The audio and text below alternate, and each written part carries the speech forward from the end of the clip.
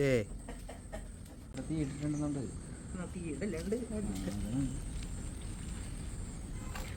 ഈ ഭാഗം തീയിട്ടിട്ട് ഇവിടെ ഇട്ടിട്ട് വേസ്റ്റ് ഇട്ട് തീയിട്ടിട്ട് സംഭവിച്ചേക്കണത്.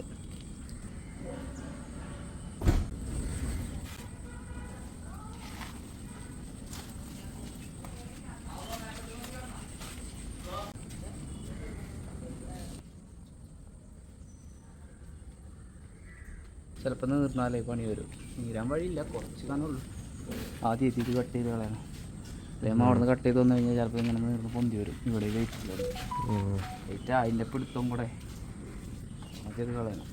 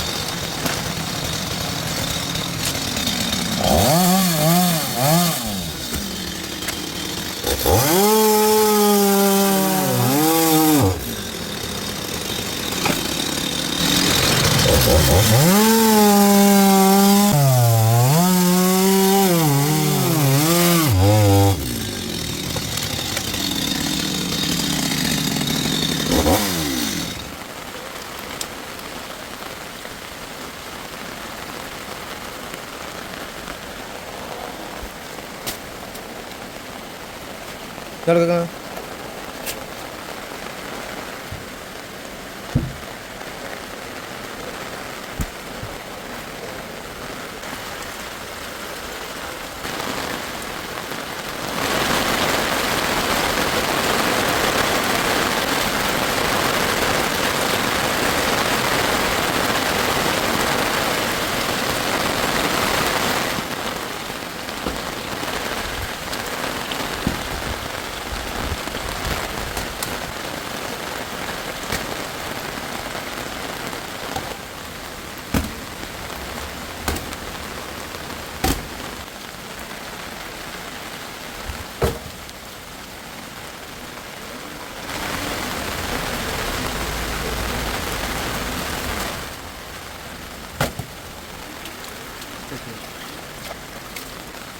Gini.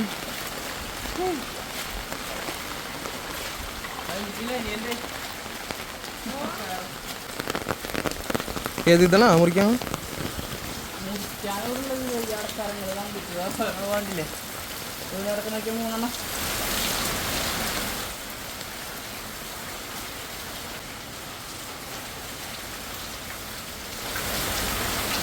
പുളിമരം അത് കട്ട് ചെയ്ത് തീർന്ന് സംഗതി അതിൻ്റെ ഇത് കണ്ടില്ലേ തീയിട്ടിട്ട് ഈ ഭാഗത്ത് തീയിട്ടിട്ട് വന്ന പ്രശ്നമാണ്.